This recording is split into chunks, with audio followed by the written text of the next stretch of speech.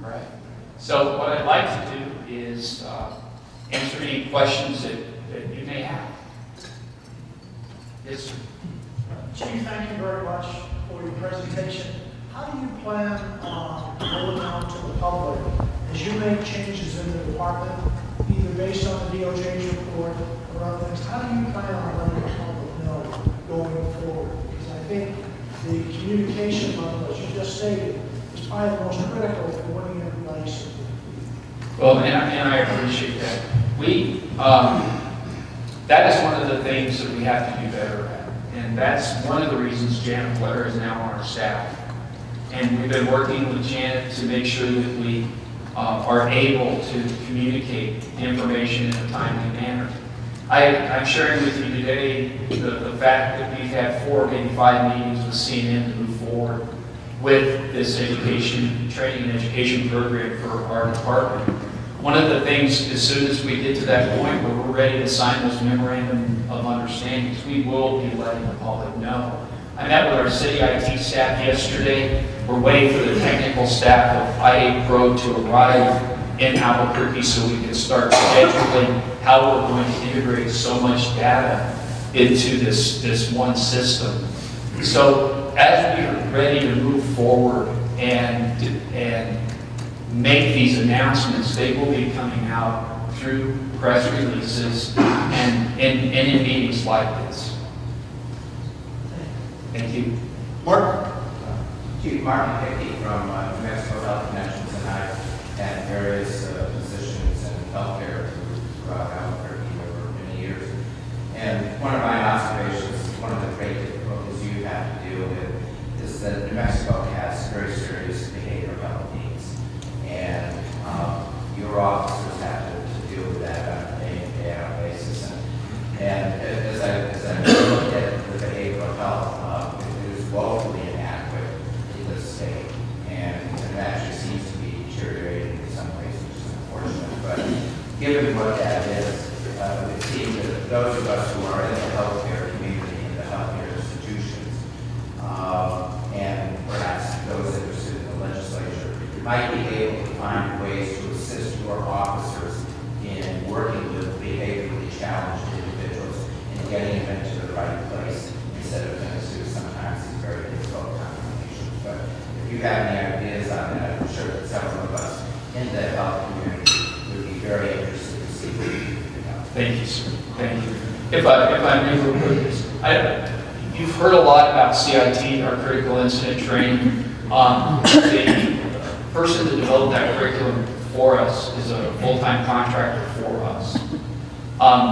We have made a decision that one of the things that we are going to do is work with him to develop programs that we can roll out into the community that are not specific to law enforcement. Because one of the things we continue to discover is our COAST team, which is our crisis team. So when we find people in crisis, we're able to take them over to our COAST team, which is part of our Family Advocacy Center, and help them get into services that are needed, whether it's anger management or behavioral health. And we have a group of people at our COAST office that try to make sure that there's follow-up care and that work with the families to make sure that that person is receiving their follow-up care. Our COAST team is one of the things that other agencies from the United States now are asking us about. What are we doing at COAST? What is this thing called the Family Advocacy Center? And would you tell us more about your CIT training? So I appreciate your assistance, Mr. Hickey, because we know that in New Mexico and throughout the United States there is a gap in services, and especially when it comes to behavioral health. We've been holding these behavioral health collaborative meetings throughout the city of Albuquerque. I think the last one we did was at Cueva High School, and Counselor, you were in attendance at that one, and I think Counselor Jones, you were also there. And one of the things I would just like to say from a public commentary is that these meetings have been announced. The one we had at La Cueva was probably the largest one we had in attendance, and as a matter of fact, we ran out of seating. And I'm pretty good at estimating numbers, and I would estimate there's about 70 people, maybe 80 people there. I think one of the things we need to do better is we need to work together as a community, not only when it comes to building a stronger tie when it comes to behavioral health issues, but also to solve some of the other problems that the community should be doing. And I believe that that's one of the things, one of my goals is, it's not just to look at the police department, but how together do we together build these collaboratives that are sustainable. They have to last longer than I'm the chief. They have to last longer than the people that are on the city council. And for that to happen, we have to have the buy-in from the community. And as a community, we have to build stronger, healthier communities. And that's the direction, that's my heart. As I said, this is my hometown. And I'm very proud to be a native Albuquerque, New Mexican, and I still have strong roots here. I love the city of Albuquerque. It's provided a great education for my children. It's provided great employment opportunities for my children and my wife. It is a great place to live.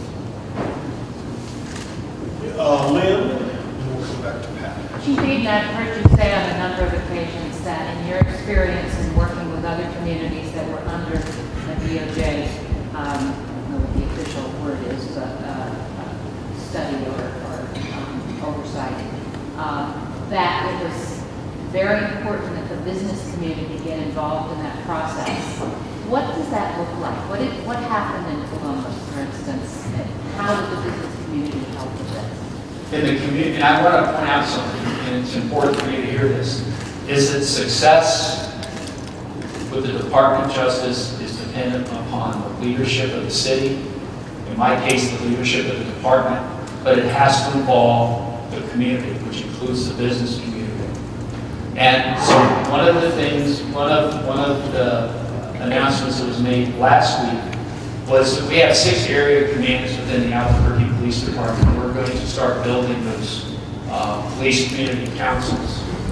And the mayor has asked people to apply for those positions, and you can apply online for those positions within the community counseling. Those councils are set up to provide me with the assistance that I need to react and build those stronger relationships within the community. And so it's very important that if you're interested in being part of that, even if it's part of being a member of the selection team that selects those people to serve on those community policing councils, I would urge you to go to the mayor's website to sign up. We're going to also be announcing some additional, I don't want to call them programs, because programs sometimes have no sustainability. It's a philosophy that we have to adopt within the city of Albuquerque, within the police department, and within the communities, and that's building that trust. And I know that there's going to be a press conference in the next couple of days on that. And as that information is rolled out, I would just urge each and every one of you to follow what's going to be happening in the next 3 days, maybe 4 days, as far as the rollout of that. We're excited about it, and I can tell you, I now have in my command staff a group of people who I ask them this: if you are not committed to working with the Department of Justice, if you're not committed to implementing the reforms that have to happen, you can retire. It's that simple. And what's interesting is I have a command staff that is dedicated. I have a group of area commanders, the majors, the deputy chiefs, my assistant chief. We're dedicated to implementing those reforms that are necessary for the Albuquerque Police Department. I hope I answered your question, but it's got to be in the community. And we're fortunate enough to have retired Chief Stryker as one of the consultants that is guiding us. Cincinnati went through a similar findings with the Department of Justice that were far more harsh than what ours are. But one of the things that we've decided to do is we're going to take the high ground. We're going to maintain that high ground, and we are going to continue to move forward. I refuse to stand still we have to keep moving forward. Pat? Pat Lee with US Bank, thank you for coming here this morning. The mentoring program that you talked about sounds like a terrific idea. Can you tell us a little bit about who those mentors are? Yes. Sure. We announced throughout the department that we were going to begin a mentoring program, and we asked our area commanders and lieutenants to make recommendations. We also encouraged people to apply. Through a screening process of looking at the totality of their careers, these are honorable men and women who work for the department with good careers. Some of them have never made the decision to be promoted above the rank of lieutenant. Some of them are still patrol officers who've been working as patrol officers for over 20 years. So we went through a screening process, and part of that screening process was, what is your commitment to these young men and women as they go through the academy and as they grow in their career? Are you going to dedicate yourselves to them? And the response was yes, we will dedicate ourselves to them. So they went through an interview process. They were selected. Can everybody hear me okay? Yeah. They were selected, and as I said, it was based on their career, their reputation, going through an interview process, and it's important. You know, as a new employee, sometimes we forget about those new employees. And sometimes those new employees feel separated from the department, and the only people they have acquaintance with are the people they went through school with. Which means they still have that informational frame of mind from that training program and not what is the reality of the work that we do every day. And through the mentorship program, that's what we're going to be able to do, is provide them with that continual counseling, that continual contact, not with one mentor, but 6 mentors that will be available to them. David Oil, and Sherm, and then we'll wrap up. Chief Eden Oil, Government State Legislator. I just want to say it's really a comment and a question. I had the opportunity to work with Chief while I was in Santa Fe, and I just want to say we're very fortunate to have you as our police chief here now.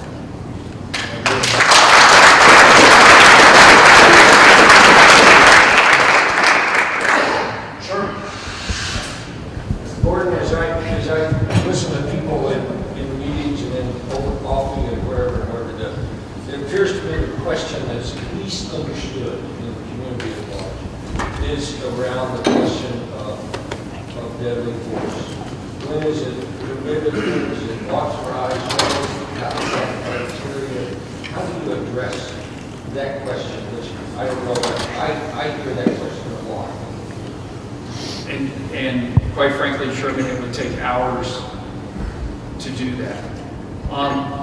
What's interesting is throughout the United States, departments have tried to create policies as thick as 70 pages. And can you just understand the difficulty of a policy that's 70 pages long on the use of force? That's one of the things that we are working on right now, is working with what other departments have right now as far as use of force policy. One of the things we did, and a lot of people did not know this, but the Albuquerque Police Department had a policy where you could shoot at a moving vehicle to disable the vehicle. That is use of deadly force, no matter which way you look at it. And one of the things we did very early on is we took that option away. You should not be shooting at a moving vehicle for the purpose of disabling. So we took that away. We're also now looking at what is now the standard acceptable practices that have been implemented in those cities where DOJ has had findings on use of excessive force, to find out what the courts and the monitor have defined as what is use of force. So that is going to be something that is a work in progress. And I hope everybody understands that work in progress is not something that will happen very quickly. It won't happen quickly. And the reason I say that is, my goal is to have things happen quickly. But we have to move slowly, making sure that we follow the guidelines that are going to be set forth by the United States District Court for New Mexico, the Department of Justice, and make sure that we conform to those best practices and laws that already exist. I hope I answered your question. It's not one of those things that's sitting on a shelf and we're waiting for. I have a 3-inch notebook, 2 of them that say use of force policies, or use of force policies from all over the United States. So when someone asks me a specific question about what's a use of force policy in Seattle, I have it readily available. Because right now, departments across the United States are trying to define, using the force, what is the best practice when it comes to use of force. Thank you. Yes, sir. Chief, thank you very much for being